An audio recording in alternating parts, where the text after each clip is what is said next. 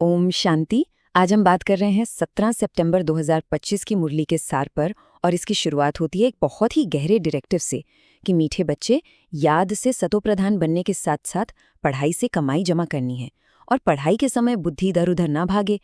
तो सवाल ये उठता है कि याद और पढ़ाई से ये आध्यात्मिक कमाई आखिर होती कैसे है। चलिए आज इसी की परतों को खोलते हैं। तो सबसे पहले एक सवाल सामने आता है और ये सवाल बड़ा ही दिलचस्प है। ये उन योद्धाओं के बारे में है जो दिखाई नहीं देते, जो हिंसा नहीं करते, फिर भी जिनकी जीत एकदम पक्की मानी जाती है। सवाल है, डबल अहिंसक अननोन वॉरियर्स की कौन सी विजय निश्चित है और क्यों? और समझिए, इसी सवाल में आज की पूरी चर्चा की नींव रखी है। और इसका जवाब उतना ही पावरफुल है। उनकी विजय निश्चित है क्योंकि उनके साथ साक्षात परमपिता परमात्मा हैं। सोचिए, ये कितनी बड़ी गारंटी है, कितना बड़ा आश्वासन है। इसका मतलब तो ये हुआ कि इस आध्यात्मिक यात्रा में सफलता पक्की है, क्योंकि जो हमारा गाइड है, जो साथी है, वो खुद ऑलमाइटी अथॉरिटी है।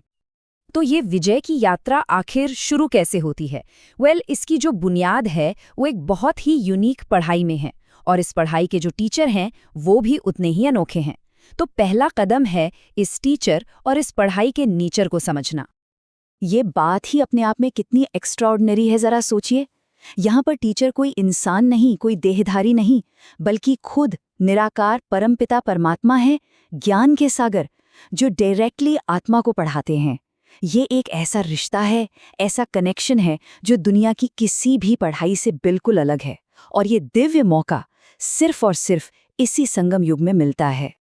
और हाँ, इस पढ़ाई को पढ़ने के लिए अपनी आइडेंटिटी को स्विच करना पड़ता है। स्टूडेंट जो है वो शरीर नहीं, आत्मा है। और जो ज्ञान मिल रहा है वो कोई वर्ल्डली नॉलेज नहीं, ये तो डिवाइन ज्ञान है। जब इस कॉन्शियसनेस में रहकर सुना जाता है कि मैं आत्मा हूं, तभी ये ज्ञान बुद्धि में बैठता है।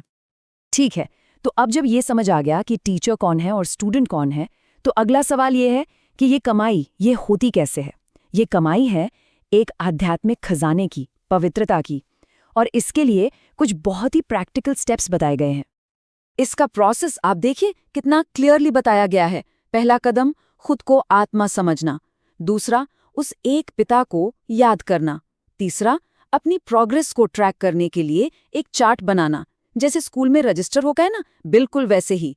और इन सब का जो डेस्टिनेशन है, जो गोल है, वो है कर्मातीत अवस्था को पाना, यानी अपने कर्मों के हिसाब किताब से पूरी तरह से फ्री हो जाना।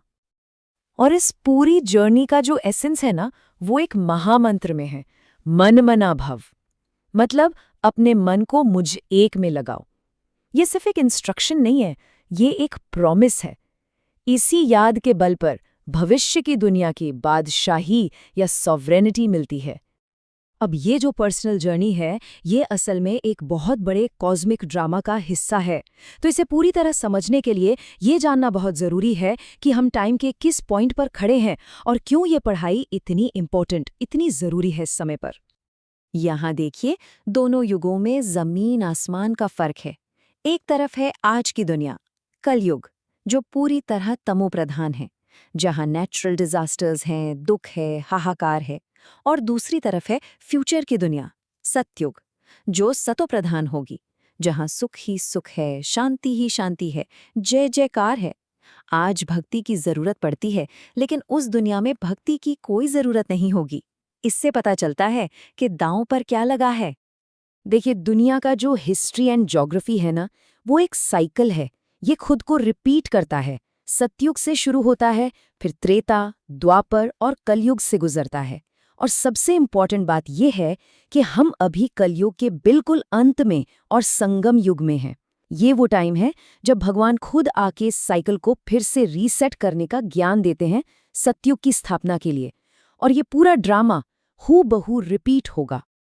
तो इस सारी मेहनत का, इस पढ़ाई का फाइनल डेस्टिनेशन क्या है?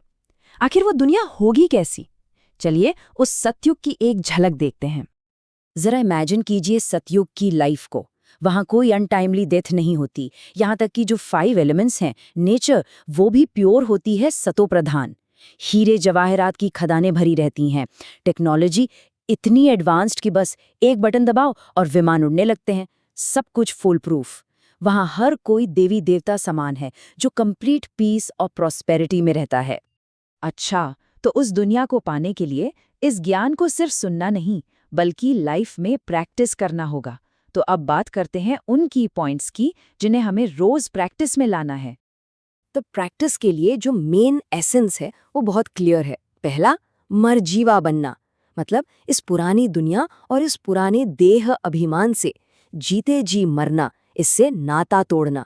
दूसरा, अपनी प्रोग्रेस का चार्ट, उसे जरूर रखना है, तभी तो पता चलेगा कि हम कितना आगे बढ़ रहे हैं। और तीसरा, मैं आत्मा हूं के अभ्यास से इतना करेजियस बनना कि आने वाले विनाश के दृश्यों को भी साक्षी होकर देखा जा सके। और इसके साथ एक बहुत ही स्पेशल वरदान भी है, निर्मानचित भव, यानी देह के अभिमान को छोड़कर क्रोध से मुक्त बनना। गुस्से के दो मेन कारण बताए गए हैं, जब कोई झूठ बोलता है या जब कोई निंदा करता है। तो वरदान कहता है कि ऐसी सिचुएशन में भी जो गाली दे उसे गले लगाओ और जो निंदा करे उसे अपना सच्चा दोस्त मानो। इसी में सच्ची महानता है। और आखिर में आज का स्लोगन जो पूरे मैसेज को ब्यूटीफुली समराइज करता है, मौज का अनुभव करने के लिए माया की अधीनता को छोड़ स्वतंत्र बनो। ये गहरा सवाल छोड़ जाता है कि असली आज़ादी, असली खुशी क्या बाहरी चीज़ों से मिलती है या अपने ही मन के बंधनों को तोड़ने से। इसी विचार के साथ एक अव्यक्त इशारा भी है कि लगन की अग्नि को प्रज्वलित कर योग को ज्वाला रूप बनाना है, ताकि आसुरी संस्कार भस्म हो जाएं। ओम शांति।